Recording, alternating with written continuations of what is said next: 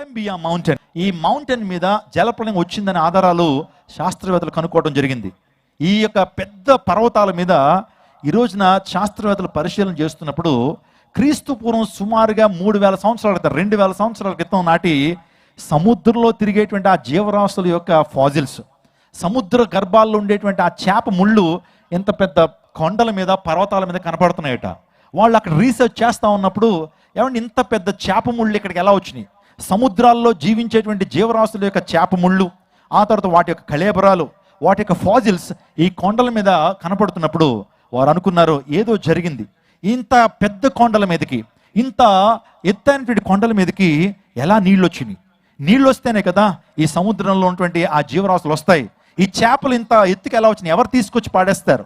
అవి కుప్పలు తెప్పలుగా ఉండేటప్పటికి గమనించారు ఏంటంటే ఈ ప్రపంచంలో ఏదో జరిగింది, ఈ ప్రపంచంలో ఏదో జలప్రలయం వచ్చింది.